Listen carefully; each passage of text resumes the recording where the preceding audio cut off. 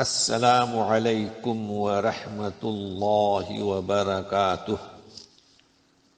Daily 1 page کے شعبے سے آج کے پیج کا نمبر ہے 519۔ سورۃ قاف، آیات ہیں 16 سے لے کر 35 تک۔ اعوذ باللہ من الشیطان الرجیم۔ وَلَقَدْ خَلَقْنَا الْإِنسَانَ وَنَعْلَمُ مَا تُوَسْوِسُ بِهِ نَفْسُهُ وَنَحْنُ أَقْرَبُ إِلَيْهِ مِنْ حَبْلِ الْوَرِيدِ۔ ہم نے انسان کو پیدا کیا اور اس کے دل میں جو خیالات آتے ہیں گزرتے ہیں ان سے ہم واقف ہیں۔ دوسری بات، اور ہم انسان کی رگے جان سے بھی زیادہ قریب ہے۔ تو وسوسات، انسان کے دل میں جو بھی خیال آئے کوئی دوسرا نہیں جانتا، اس لیے کہ وہ دل کی بات ہے، صرف وہی جانتا ہے، اسے بھی اللہ خوب جانتا ہے۔ اور دوسری بات، قریب رگے جان سے، تو یہ قرب، اللہ کا قرب، اس سے مراد علمی قرب ہے نہ کہ مادی۔ اور یہ بات عقیدے میں سے ہے کہ اللہ تعالیٰ کو مادی نہ سمجھا جائے۔ جس طریقے سے اللہ تعالیٰ کی معیت، انی معکم، تمہارے ساتھ، وہاں پر بھی مادیت نہیں بلکہ اللہ تعالیٰ سنتے ہیں، دیکھتے ہیں، اللہ تعالیٰ جانتے ہیں، تو یہ علمی قرب ہے۔ اذ يتلقى المتلقيان عن اليمين وعن الشمال قعيد۔ اب مزید وضاحت ہے کہ جب دو فرشتے مل کر جب بیٹھتے ہیں، ایک دائیں اور ایک بائیں، اس سے مراد کرامن کاتبین۔ یہ چونکہ صبح اور شام تبدیل ہوتے رہتے ہیں، اس لیے جب آتے ہیں ملتے ہیں تو ایک دائیں بیٹھتا ہے اور ایک بائیں۔ اب مزید جب وہ بیٹھتے ہیں تو مزید اس کیفیت کو پیش کیا جا رہا ہے۔ ما يلفظ من قول الا لديه رقیب عتید۔ اب انسان کے ساتھ دو فرشتے آ کر بیٹھے، ایک دائیں ایک بائیں، تو جب بھی وہ کوئی بات کرتا ہے، جب بھی کوئی لفظ نکلتا ہے تو اس کے پاس نگہبان ہے، تیار، عتید۔ حاضر بھی ترجمہ کیا ہے کہ حاضر ہے، جب بھی کوئی لفظ نکالے تو تیار بیٹھا ہے، حاضر۔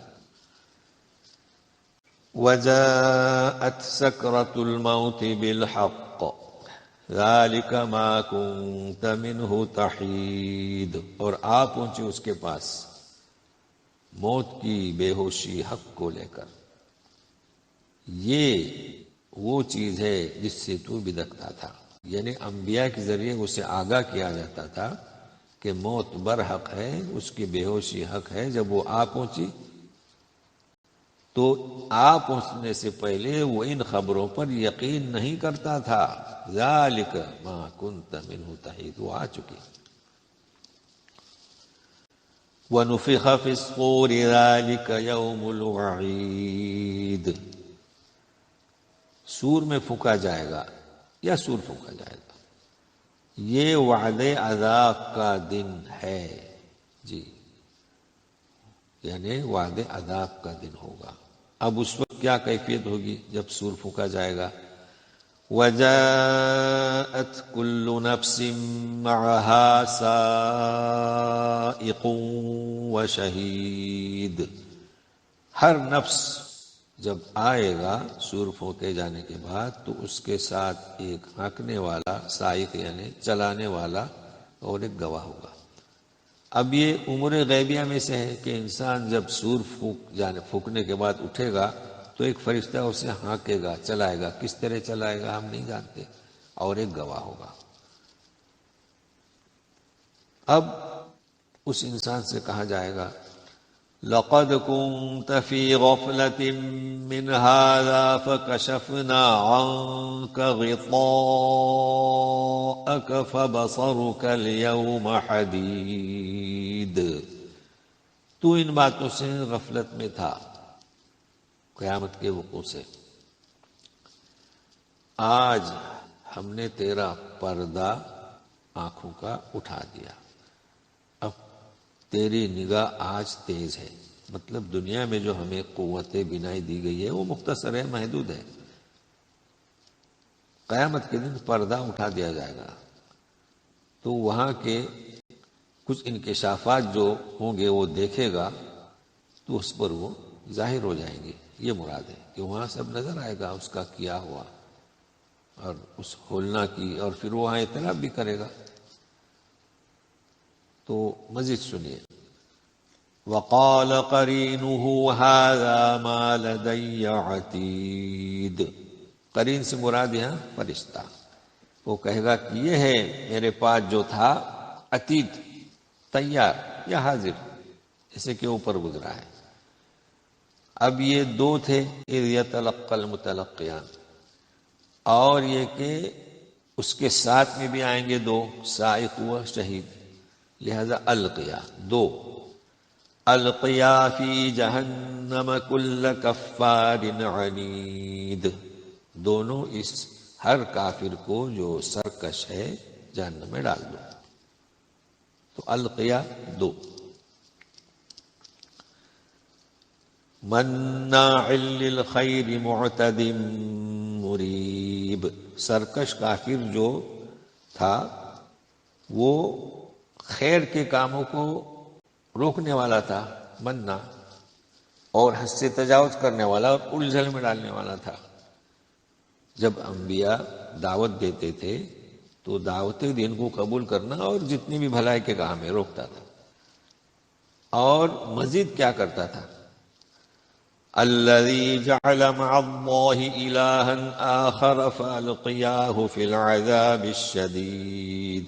اور کیا کیا اس نے کہ اللہ کے ساتھ شریک بنایا دوسرا، تو پھر فالقیاہ، یعنی دونوں کو حکم ہے کہ اسے سخت عذاب میں داخل کر دو. قال قرینہ.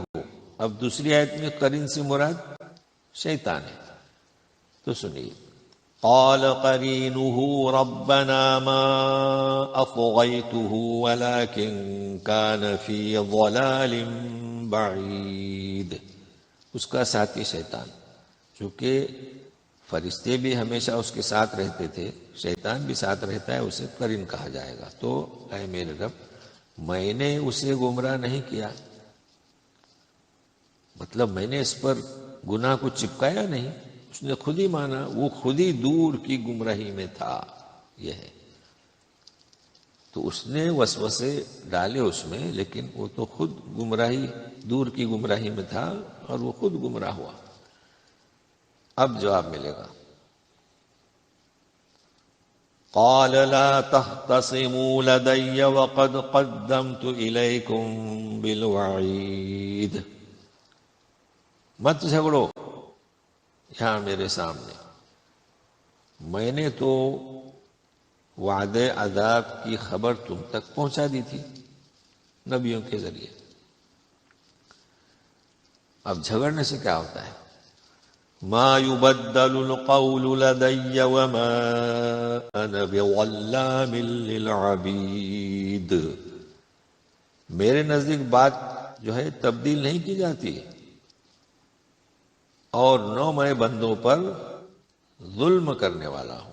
جی، مطلب میرے یہاں جو فیصلہ ہو چکا کہ جو نیکی کرے، یعنی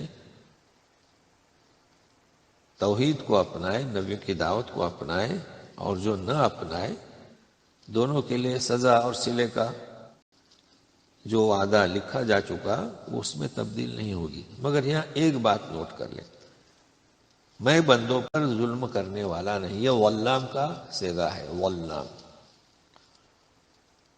اب ظاہر ہے کہ دشمنان اسلام اعتراض کرتے ہیں کہ جب اللہ تعالیٰ ظلم نہیں کرتے تو پھر یہ جہنم میں عذاب کیا ہے،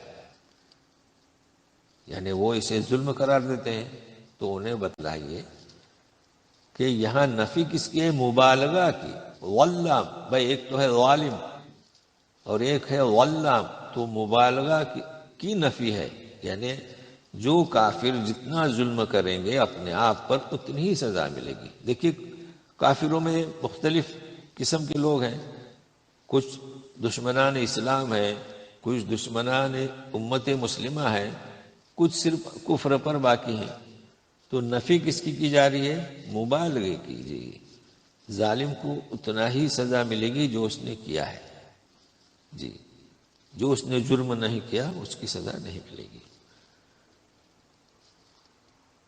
یوم نقول لجہنم هل امتلأت وتقول هل من مزید. جس دن ہم کہیں گے جہنم سے کیا تو بھر گئی، تو کہے گی کہ اور بھی ہے. تو اس کے لیے ہمیں سورہ جو الف لام میم سجدہ ہے اس کی 13 نمبر آیت کو دیکھنا ہوگا کہ لَأَمْلَأَنَّ جَهَنَّمَ مِنَ الْجِنَّةِ وَالنَّاسِ أَجْمَعِينَ. تو اس کے پہلے ہے کہ حق القول، یعنی اللہ تبارک تعالیٰ کی یہ بات ثابت ہو چکی ہے کہ میں جہنم کو بھر دوں گا جنات و انسانوں سے جو مجرم ہوں گے. تو جب جناتوں اور مشرکوں کو جو مجرم ہے بھیج دیں گے، جہنم میں داخل کر دیں گے، تو پوچھیں گے کہ کیا بھر گئی؟ تو وہ کہے گی کہ مجرموں کے لیے میرا دامن جو ہے بھی خالی ہے. جی یہ جواب دے گی. وَأُزْلِفَتِ الْجَنَّةُ لِلْمُتَّقِينَ غَيْرَ بَعِيدٍ.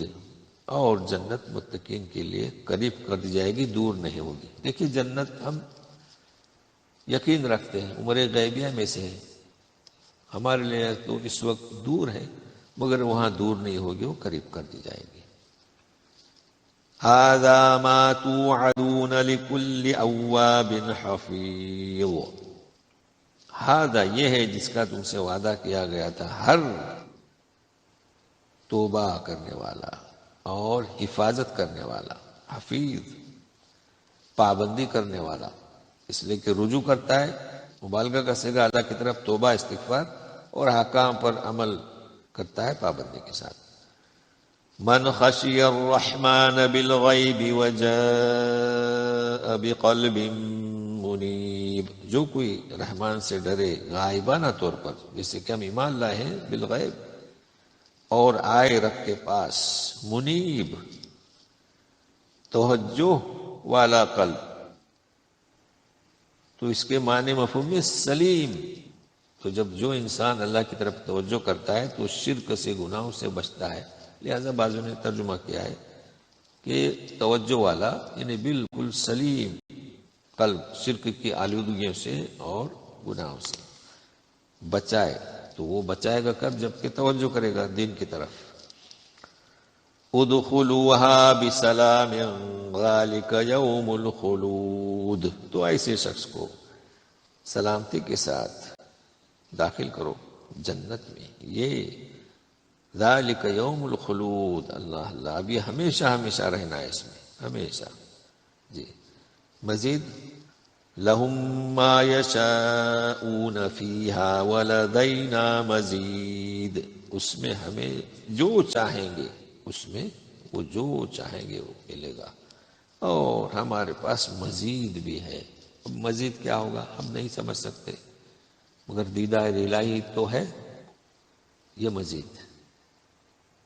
والسلام علیکم ورحمۃ اللہ وبرکاتہ.